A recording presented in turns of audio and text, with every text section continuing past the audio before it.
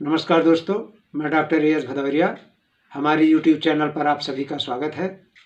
दोस्तों, प्राथमिक शिक्षक यानी वर्ग 3 MP टेट के जो एग्ज़ाम चल रहे हैं, उसकी तैयारी के लिए जो हम आपको स्टडी मटेरियल उपलब्ध करा रहे हैं, उस कड़ी में आज हम 8 मार्च को होने वाली 9 मार्च यानी जो कल पेपर हुए थे, तो 9 मार्च का प्रथम शिफ्ट में जो पेपर हुआ था उसको हम आपके सामने प्रस्तुत करेंगे, उसके हल प्रस्तुत करेंगे। उसके आसपास के जो और प्रश्न हैं जो आगामी परीक्षाओं में आ सकते हैं उसको हम प्रस्तुत करेंगे।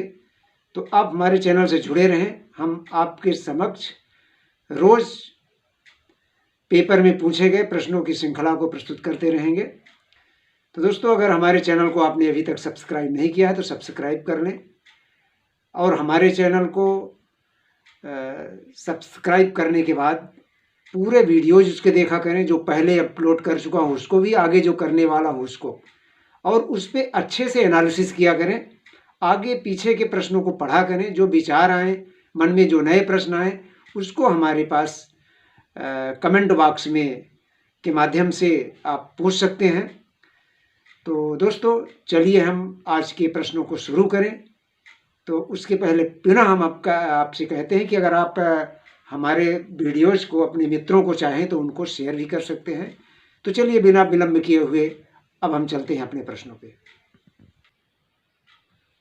तो सबसे पहले हम बाल विकास के प्रश्नों को देखते हैं। कल यानी 9 तारीख को कौन कौन से प्रश्न पूछे गए थे प्रथम शिफ्ट में। तो पहला है, संवेग की उत्पत्ति होती है। संवेग की उत्पत्ति कैसे होती है? मूल प्रवृत्तियों से होती है। व्यक्ति जैसे जन्म लेता है वैसे ही उनमें मूल प्रवृत्तियां साथ में आती हैं। और मैकडूगल ने कुल 14 मूल प्रवृत्तियों का वर्णन किया है। ये भी प्रश्न पूछा जा सकता है आगामी परीक्षाओं में। अगला प्रश्न है, अधिगम के प्राथमिक सिद्धांतों के प्रणेता कौन है? तो शुरुआत में जो अधिगम के सिद्धांत, अधिगम के नियम प्रेषित किए गए थे वो थॉर्नडाइक के द्वारा प्रस्तुत किए गए थे। मन का मानचित्रण संबंधित है। तो मन का मानचित्रण संबंधित है मन की क्रियाशीलता पर। अगला है, व्यवस्था, अनुमान और नियंत्रण किसके लक्षण है ये? तो ये वैज्ञानिक पद्धति के लक्षण है। विकल्प के अनुसार आप देखेंगे तो इसमें ये उत्तर सही है। मानसिक वैज्ञानिक पद्धति की ये व्यवस्था, अनुमान और नियंत्रण, ये सभी जो वैज्ञानिक विधि है उसमें ये शामिल होते हैं। बिना व्यवस्था, अनुमान और नियंत्रण के वैज्ञानिक विधि पूरी नहीं हो पाती है। अधिगम के क्रम में बालक कौन सी क्रिया पहले करेगा? तो सबसे पहले वो आत्मसात करता है, देखता है, मनन करता है, आत्मसात करता है। शिक्षण के मूल्यांकन उपागम के जनक कौन है? बहुत अच्छा प्रश्न है ये B.S. ब्लूम है। ब्लूम की टैक्सोनॉमी आप लोग पढ़े होंगे, नहीं पढ़े होंगे तो आप पढ़ लीजिएगा। तो शिक्षण के मूल्यांकन उपागम के जनक जो है वो B.S. ब्लूम है। अगला प्रश्न है, जन्म के समय बालक एवं बालिका की लंबाई। तो बालक की लंबाई 20 इंच होती है, बालिका की लंबाई 19.5 इंच होती है। किशोरावस्था में कितने दांत आते हैं? यानी किशोरावस्था में 13 से लेकर 18 साल के बीच की जो अवस्था होती है इसमें 4 दांत आते हैं बच्चों के। बच्चों को सबसे पहले भाषा का ज्ञान कहाँ से होता है? तो उसके परिवार से होता है। और तर्क, जिज्ञासा तथा निरीक्षण शक्ति का विकास, बच्चे तर्क कब करने लगते हैं? बच्चों में जिज्ञासा का उत्पन्न होती किसी चीज़ों के प्रति, किसी कॉन्सेप्ट के प्रति, किसी तथ्यों के प्रति। और निरीक्षण शक्ति कब विकसित होती है? तो वो है 11 वर्ष की आयु में। बाल विकास के कुछ और प्रश्न हैं, ये देखिए जो कल पूछे गए थे। स्पीयरमैन कहाँ के निवासी थे? तो स्पीयरमैन फ्रांस के निवासी थे। फिर आगे पूछा जा सकता है बिने कहाँ के निवासी थे? तो ये भी फ्रांस के निवासी थे। स्पीयरमैन और बिने ने क्या किया था? बुद्धि परीक्षण इन्होंने बनाया था। अगर आ जाए कि सबसे पहला बुद्धि परीक्षण किसने निर्मित किया था, तो वो है अल्फ्रेड बिने ने 1905 में। ये अब आपको फिर हम बता दें कि आप हमारे वीडियो को पूरा देखा करें। हमारे वीडियो में एक प्रश्न पर 2 प्रश्न 3 प्रश्न रहते हैं, आगामी परीक्षा के लिए आपके लिए लाभदायक होंगे। तो पहला बुद्धि परीक्षण किसने बनाया था? बिने ने। एक बुद्धि का एक कारक सिद्धांत किसने दिया था? बिने ने। बुद्धि का द्विकारक सिद्धांत किसने दिया था? स्पीयरमैन ने। त्रिकारक सिद्धांत किसने दिया था? स्पीयरमैन ने।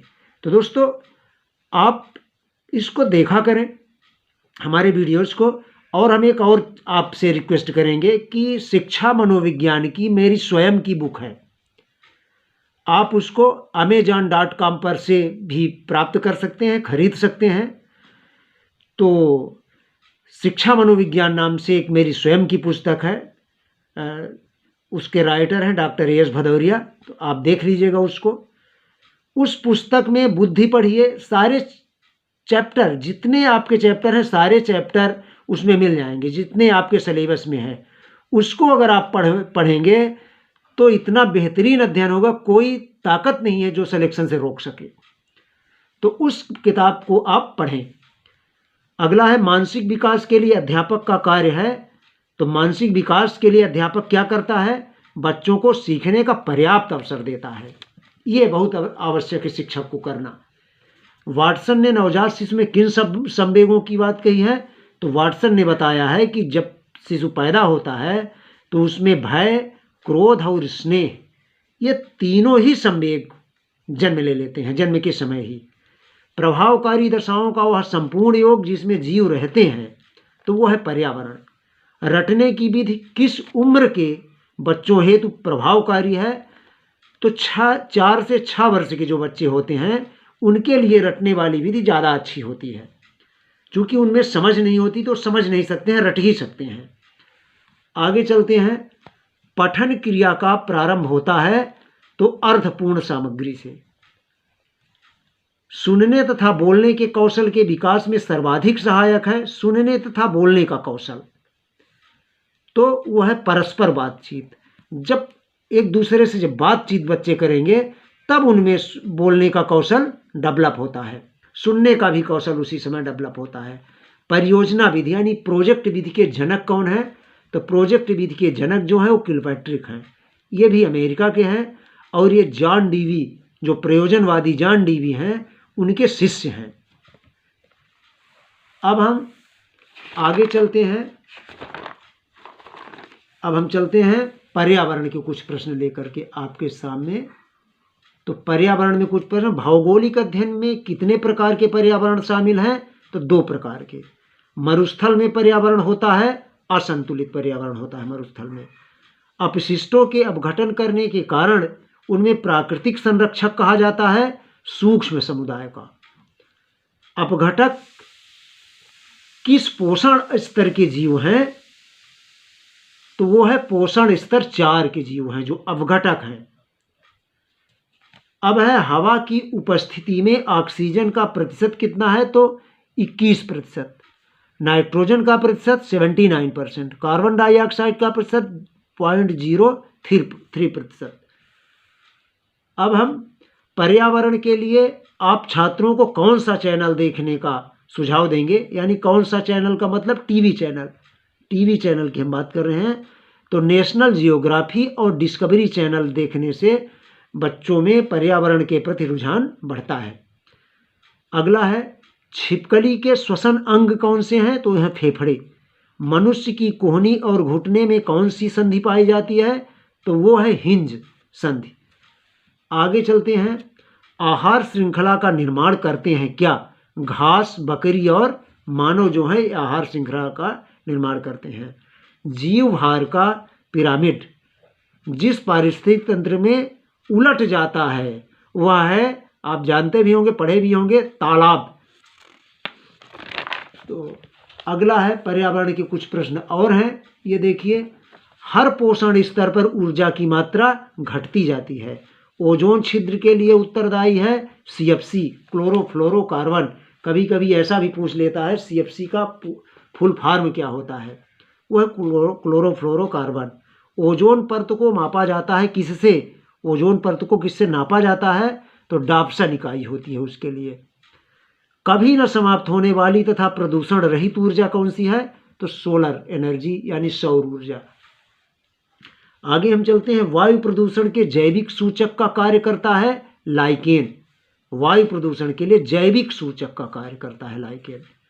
अग्रस्वर है, अग्रस्वर है अय,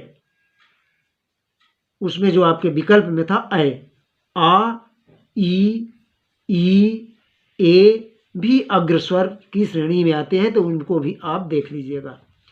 जिनमें जीभ का अग्रभाग सक्रिय होता है वो है अग्रस्वर। निर्धन में कौन सी संधि है? तो विसर्ग संधि है। निधन धन, जिसमें ये 2 पॉइंट जो रहता है निह, ये जिसमें लगे, ये जान लो, आंख बंद करके विसर्ग संधि उसको लगा दो। चंद्रमौली में समास कौन सा है? तो बहुब्रीहि। मंद बुद्धि में समास कौन सा है? तो कर्मधारय। जहां न पहुंचा जा सके अगम।